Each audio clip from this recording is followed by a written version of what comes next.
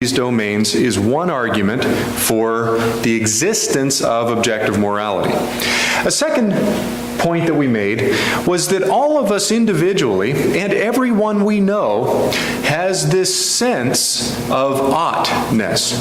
There's a sense that we have that it's right to act in certain ways and wrong to act in certain other ways. And no one we know doesn't have that sense of oughtness. And if they do, we would say there's something pathological going on in the makeup of that individual. All of us have a sense of how I ought to behave, how you ought to behave as we interact in whatever ways we happen to be interacting. So that sense of oughtness is strong, is robust, and is again uniform across individuals. And a third point that we made was again really what's in the middle of the slide there. If it's false that objective morality exists, then nothing can be stated to be morally right or morally wrong. If there is no objective morality, then anything goes, and you cannot, I cannot claim that any activity is wrong. Name any activity you can think of, any mode of being that you can think of, any thought process you can think of. You cannot claim that to be morally right or wrong. And so those are the three approaches that we took. Now, I want to just say as we wrap up premise one here, that I think it's reasonable to assume, as we're dealing with friends, neighbors, people in and out of the church, everyone that we interact with will take it as a given that morality is objective. In fact, very few people, in my experience, and not that my experience is great, but very few people will deny that morality is objective. Everyone believes that it is. Now, they disagree as to exactly what the moral standard should be, or what it is, or what it says, but everyone generally agrees that there is objective morality. If there is objective morality, the moral argument then proceeds to a connection between objective morality and the existence of God. That is, we want to now tie together this with the first premise.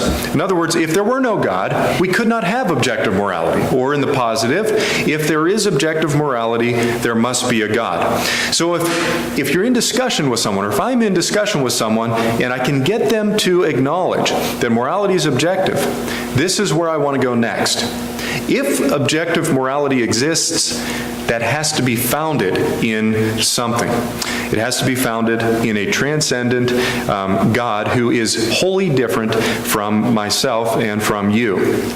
So there's an underlying assumption here that we want to get to and talk about that really gives this premise its bite.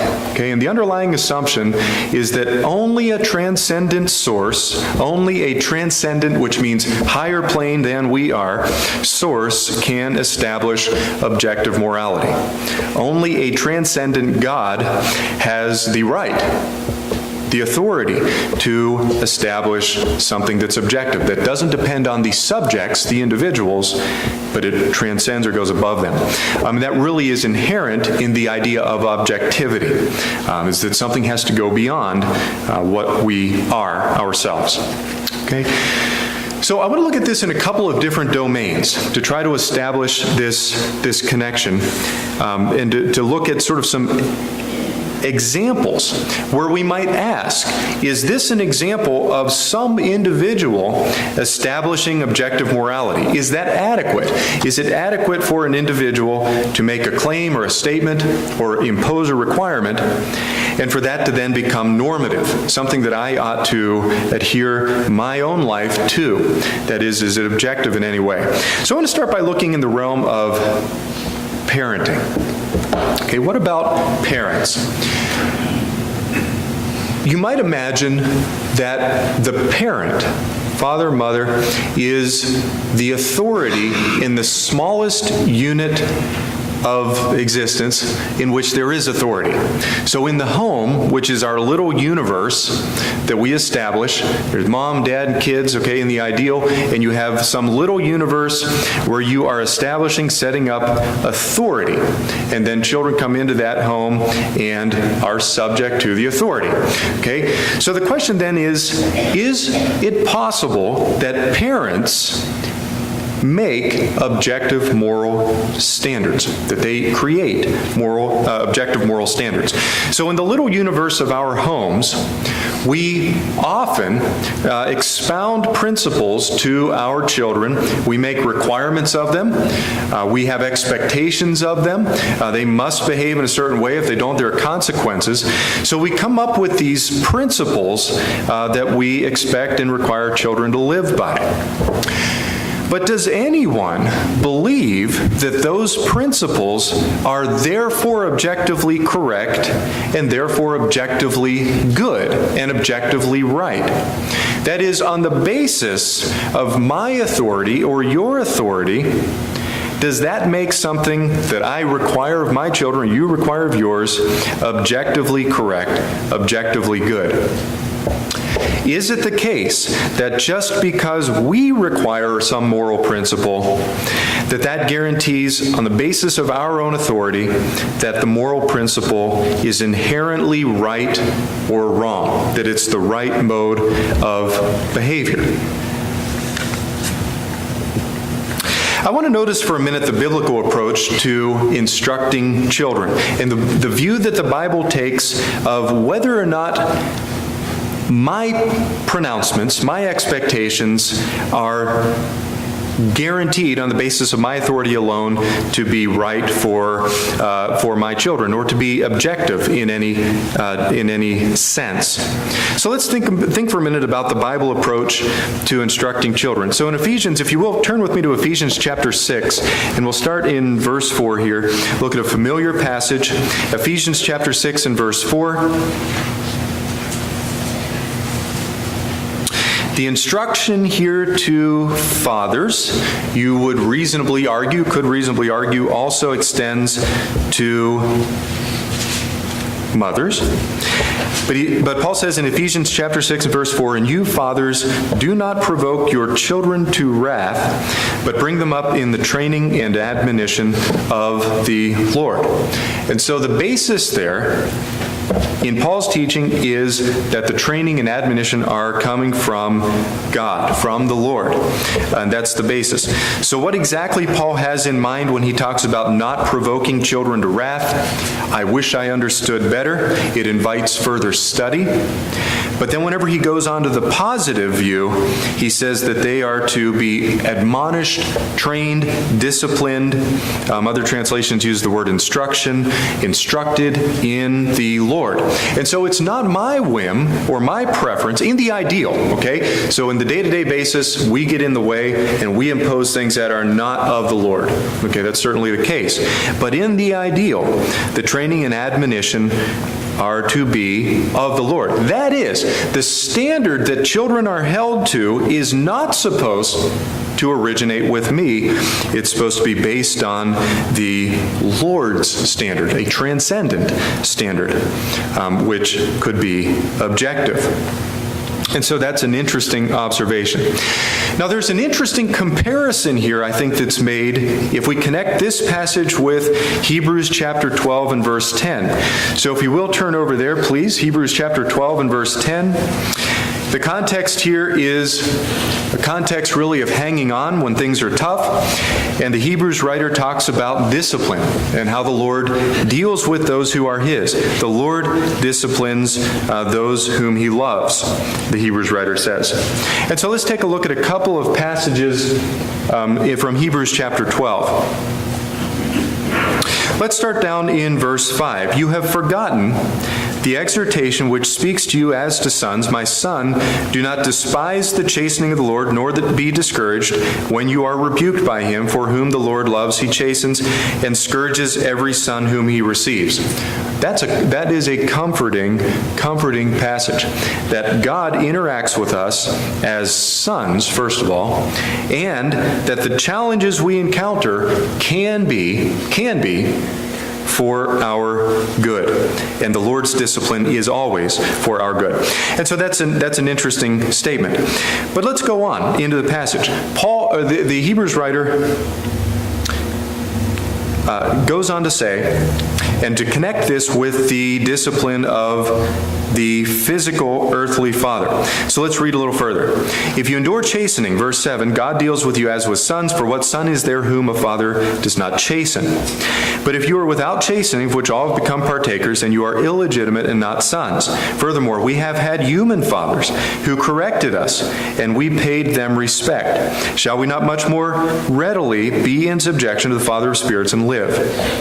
For they indeed, this is a verse we want to look at, they indeed for a few days chastened us as seemed best to them, but he for our profit, that we may be partakers of his holiness. Now think about the standard that's used for the training of children. So the Hebrews writer is making a comparison between God's discipline and discipline that we endured that sounds harsh, but that we experienced at the hands of our parents. Okay, so what is the standard? Well, in verse 10, our earthly fathers chastened us as seemed best to them.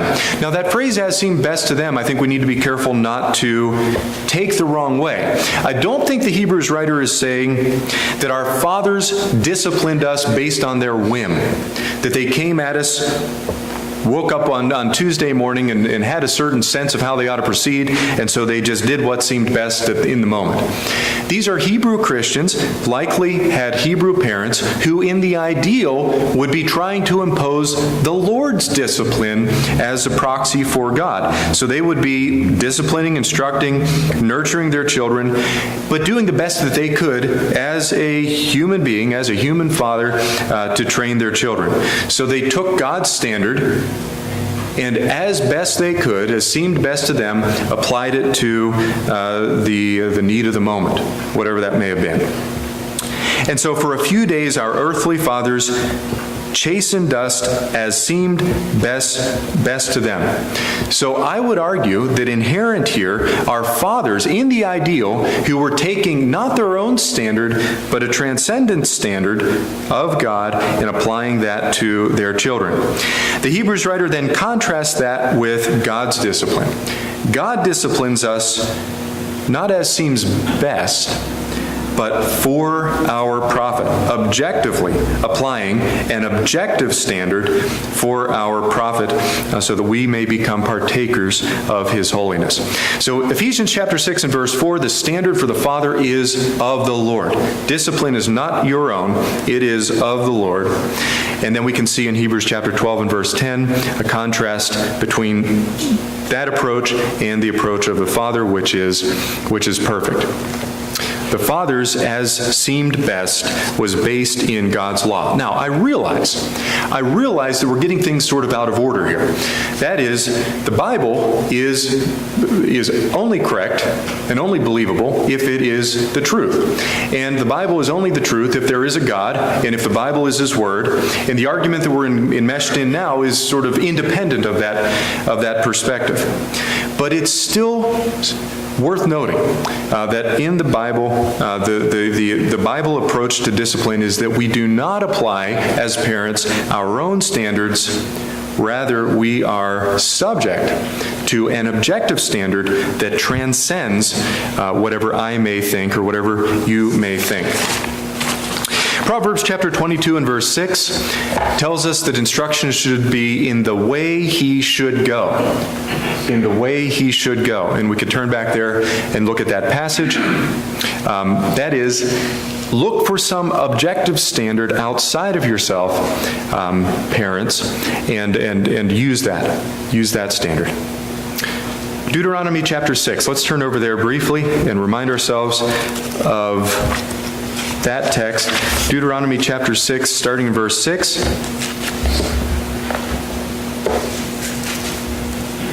Deuteronomy 6 and verse 6, "These words which I command you today shall be in your heart." And so previously we have the Ten Commandments, which is a standard certainly outside of the individual. "These words which I command you today shall be in your heart. You shall teach them diligently to your children."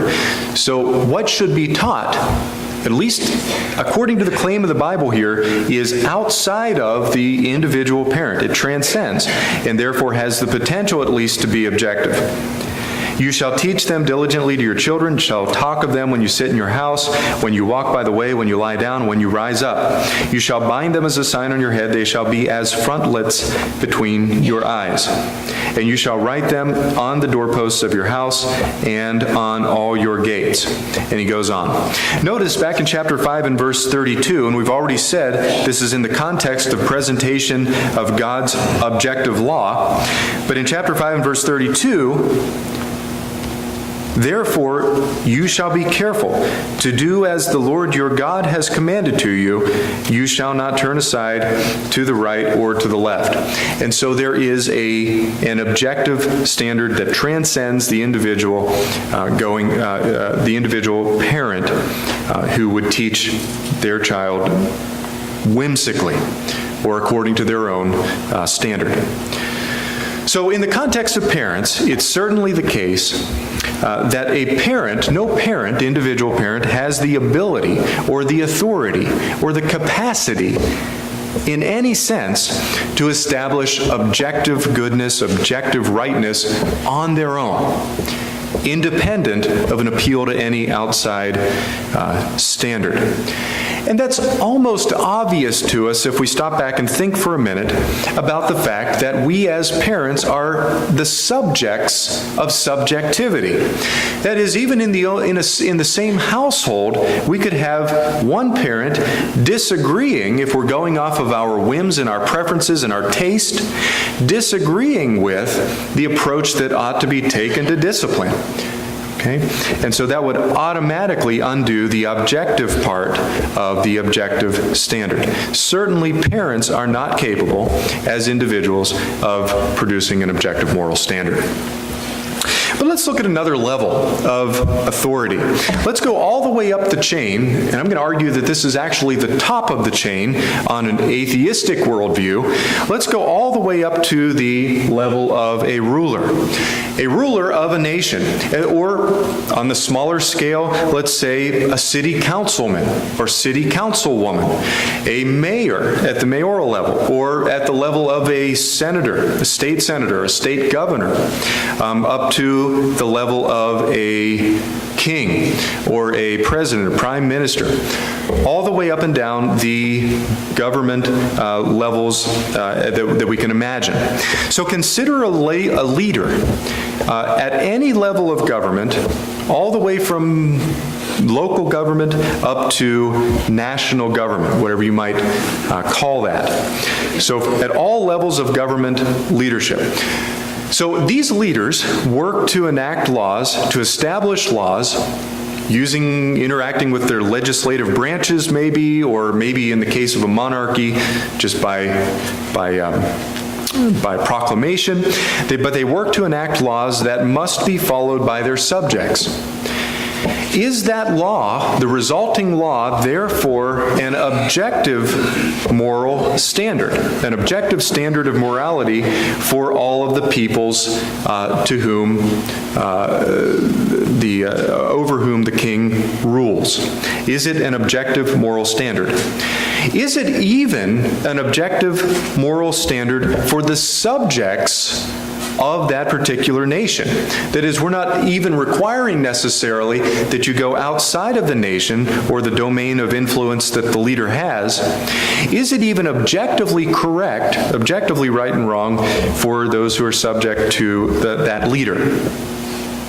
Now, it's tempting here, I think, at first, to answer maybe yes, to be tempted to think that maybe it's the case that if the United States of America in the legislative levels makes a duly constituted law, that therefore is objectively right and objectively wrong for those of us living in the country and subject to the law.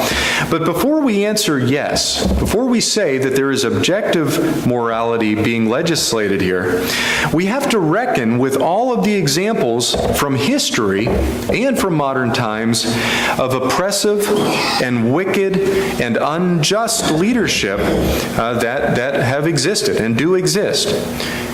In other words, I cannot say that the United States is objectively morally right, or that the nation of Germany is objectively morally right when it makes a pronouncement without reckoning with all of the examples that exist of what I would call oppression or unjust leadership, unjust legislation, and so forth. And so we have to be careful before we jump to the affirmative. As a matter of fact, the very fact that I can look at leadership or look at legislation and decide that it's oppressive or wicked or unjust or good or honorable, the fact that I can make these sorts of claims means that in my mind, in the back of my mind at least, implicitly there is some other standard to which I'm appealing. If I'm taking myself a step back and looking at some law and pronouncing it to be good or bad or right or wrong, then I'm appealing implicitly to some other standard, whether I acknowledge that or not. If I'm not, then I have no right to make the pronouncement in the first place. If I am, then there is an outside law that's in some way transcending the law that was made by the government. So the fact that we make such pronouncements indicates that there's some other standard that we're appealing to. But if the standard of the land, the law of the land, is judged by another standard, a second standard, that means that the law itself is not objective, rather it is subject to, at least, this second law, this other law that I have in my mind somehow. Now, someone comes along and says, well, that ruler is bad. Maybe we can't say that this individual is honorable or good. But look over here at this specimen of a leader who is honorable and who's always acted in an honorable way and has been just in their dealing with individuals and so forth. But wait a second, you have to stop there and again acknowledge, as soon as I declare this person to be bad and this person to be good, I'm not pointing at Howard on the bad side there, as soon as I say someone is good or bad, I've already applied some transcendent standard. So that individual is not the objective, ultimate standard. There's something else that's reaching above and beyond it. The first standard, then, is therefore higher than the law. Add to this the confounding fact that different people have different senses of what is good and what is right when it comes even to leadership in a government arena. Different people have different senses. That's the very definition of subjectivity. I may have the sense that Chinese government and leadership is in many instances corrupt and undesirable and unpleasant, has unpleasant consequences that could be avoided if the government acted in some other way. Whereas someone who is enmeshed in that system may have a strong preference for those very same laws. That alone makes it clear, at least helps to make it clear, that that these things are not objective, rather they are subjective. So the rulers who pronounce laws, make laws, fundamentally are no different than we are. They may have been born in different circumstances, had different sets of experiences, different sets of opportunities, and so forth, made different choices along the way that got them into the position of being a ruler, but fundamentally, we're all made of the same stuff. That is, we're all human beings trying to make objective moral standards, and we struggle with that, don't we? I want to look at the Bible approach again, and again we acknowledge that it's putting the cart before the horse to appeal to the Bible, because in the context of our argument, we don't have that as a foundation. We're looking outside of the Bible and studying reasons for believing in the existence of God. However, it is nonetheless valuable to look at the Bible, to study the Bible, because the Bible reveals wisdom that almost inherently authenticates itself. That is, based on the extent of the wisdom, the level of the wisdom, the way the wisdom resonates with us, that almost in and of itself, I don't have the words for it, but almost in and of itself is an argument for the authenticity and the correctness and the truth of the Bible. But I want to take a look at Romans chapter 13 and just work our way through a couple of verses here in a very familiar passage.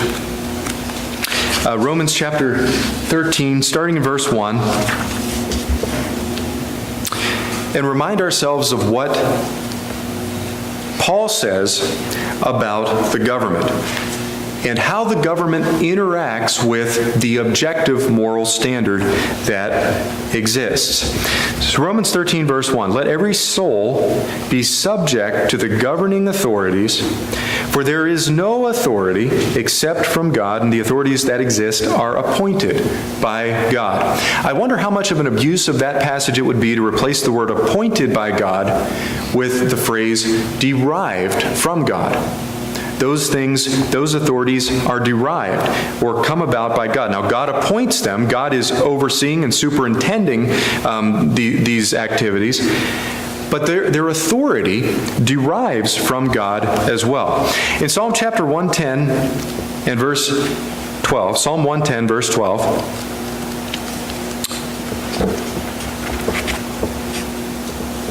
I'm sorry, verse 6. Where did I get verse 12? I must have been looking at a different reference. Sorry about that. In Psalm 110 and verse 6, God shall judge among the nations. He shall fill their places with dead bodies. He shall execute the heads of many countries. And then he goes on. The text tells us there that God is the judge. God is above whatever behavior, whatever law, whatever requirement a nation, an individual nation, may impose on those who are subject to the law. And so God is the authority, He is the ultimate authority, and we are therefore we are even to be subject, Romans 13 verse 1, to the government, not on the basis of the government's authority, but on the basis of God's authority, ultimately. God establishes and puts in place that authority, and clearly, therefore, transcends the authority of the government. Romans chapter 13 and verse 2, therefore, whoever resists the authority of the government resists the ordinance of God, and those who resist will bring judgment on themselves. And so God's authority, again, is greater than the authority of the ruler, of the man or woman who is in the role of leadership there. Verse 3, for rulers are not a terror to good works, but to evil. What do you want to be unafraid of the authority? Do what is good, and you will have praise from the same. Let me continue into verse 4 for just a minute. For he is a minister to you, he is God's minister to you for good, but if you do evil, be afraid. So take a look at verses 3 and 4 together. If you do good, verse 3, you will have praise from the government. If you do evil, you should be afraid. I should be afraid. It's interesting to me there that Paul uses the terms good and evil independent of the government. So you do good or you do evil, And then the question is not whether you've done right or wrong. That's already been determined based on some other standard. The question then is whether or not the government recognizes the good or the evil. Paul says in the ideal, the government will correspond to the right definitions of good and evil, and will appropriately judge those actions as good or evil, and will deal with you either favorably or harshly. And so that's the idea in verses 3 and 4 there.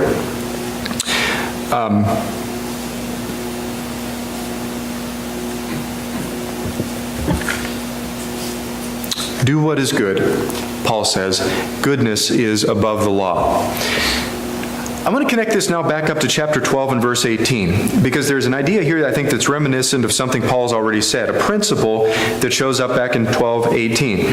Paul says back there, if it is possible, as much as depends on you, live peaceably with all men. Paul says to whatever extent you can do so, orient yourself toward one another.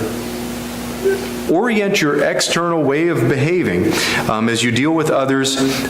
You might say that includes individuals and includes interacting with government authorities in a way that you may have peace, if at all possible.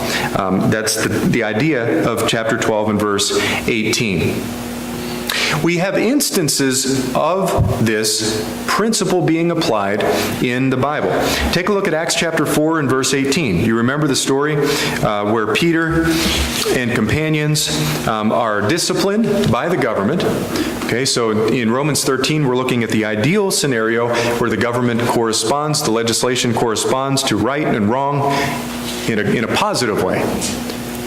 But in Acts chapter 4 and verses 18 and 19, Peter and his companions fall subject to unjust government treatment.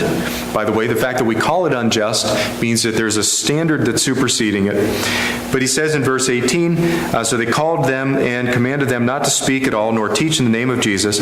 Peter and John answered and said to them, whether it is right in the sight of God to listen to you more than to God, you judge. We cannot but speak the things which we have seen and heard. And so Peter's speech is a paragon of dedication, you might say, to God and to His standard over and above even the threat of the government when that government happens to be corrupt. Daniel chapter 3 and verse 17, and then we'll move on. Daniel 3 and verse 17 gives us another, I wonder, and of course I don't know, I wonder if when Peter was making that statement, if he was thinking about Daniel back in Daniel chapter 3 in verse 17. He says, in the context of the flaming fire, the fiery furnace, Shadrach, Meshach, and Abednego answered and said to the king, O Nebuchadnezzar, we have no need to answer you in this matter. That's interesting. That's interesting in and of itself. Verse 17, if that is the case, our God whom we serve is able to deliver us from the burning fiery furnace, and He will deliver us from your hand, O king. But if not, let it be known to you, O king, that we do not serve your gods, nor will we worship the golden image which you have set up. And so here we have again individuals looking to a higher law, a greater law than the legal requirement, which again was established and inspired by men. Okay, any questions or thoughts so far? Questions, thoughts up to that point? Okay, so we've said then that nations and leaders of nations have no claim to objective moral authority. There's no basis on which they can establish something that transcends really anything to make it toward an objective level. The nation is not capable of doing that. In the other extreme, we've seen that the family, on the family level, it is not possible for a parent or two parents together or any collection of parents to establish an objective moral authority. We are all reliant on some outside external authority, some level of authority. Now, I would argue, if you were thinking of other options that we could study, we have the family level, that's almost down toward the bottom, you might say, and then the national level, that's maybe up toward the top on some scale. I would argue that there is nothing greater in terms of authority on the atheistic worldview. There's nothing higher than the national level. And someone might say, well, you could take a collection of nations together, something like the European Union or some other collection, some allied collection of nations, and that forms something greater than nations, but I think that really just gets down to what you mean by nation. You could argue that by nation you just mean the collection of individuals who are working together and chosen to subject themselves to some set of laws. However you think about that, the national level is either at the top or close to the top of the worldly level chain of authority. The family chain of level of authority is maybe toward the bottom. I don't think there's anything higher than the national level, but there is something lower than the family level. So let's think for just a minute about the level of authority that might exist even below the family level, and that is, as you see on the slide, the individual level. There is an individual level where we must decide, how will I act? And is it possible, then the question becomes, is it possible that I could establish an objective morality that should apply to everyone else? Can I do that on an individual level? Can I even establish an objectively correct, objectively right moral standard for myself? Is that even possible? Well, I think that second question is almost a non-starter based on what we mean by objective. Because if it's objective, it can't depend just on me. It has to reach outside of me to be objective in any real sense. And so certainly that second question, I think, has to be answered in the negative. But what about an objective moral standard that I might create that applies just, that applies rather to all individuals? Is it possible that I as an individual can make some objective moral standard? The answer is obviously no, and we've really answered this question already. But I want to turn with you to a passage in Jeremiah chapter 10, and think about this question of the individual level of authority. I think it is maybe on the individual level that we get ourselves into the most trouble when it comes to assuming or thinking that we can create objective morality. I think we do this internally within ourselves and get ourselves into a lot of trouble as mankind, as men and women. So I want to look at Jeremiah chapter 10, and if you will tolerate it, I want to read several verses from the first part of the chapter, and then we'll jump down to verse 23. But I want to point out now the absurdity of individuals thinking, of me thinking, it applies as much to me as to anybody, of me thinking that I can come up with objective moral rightness. Hear the word of the Lord, which the Lord speaks to you, O house of Israel. Thus says the Lord, do not learn the way of the Gentiles. Do not be dismayed at the sign of heaven, for the Gentiles are dismayed at them, for the customs of the people are futile. For one cuts a tree from the forest, the work of the hands of a workman, with the axe. They decorate it with silver and gold. They fasten it with nails and hammers, so that it will not topple. They are upright, like a palm tree. They cannot speak, they must be carried, because they cannot go by themselves. Do not be afraid of them, for they cannot do evil, nor can they do any good. Jeremiah is talking about the absurdity of crafting some statue, some image that you would consider to be your God, that you would consider to be an idol and be afraid of for some reason. Verse 6, inasmuch as there is none like you, O Lord, you are great, and your name is great in might. Who would not fear you, O King of the nations? For this is your rightful due. For among all the wise men of the nations, and in all their kingdoms, there is none like you. But they are altogether dull-hearted and foolish. A wooden idol is a worthless doctrine. Silver is beaten into plates. It is brought from Tarshish, and gold from Uphaz. The work of a craftsman and of the hands of the metalsmith. Blue and purple are their clothing. They are all the work of skillful men. But the Lord is the true God. He is the living God and the everlasting King.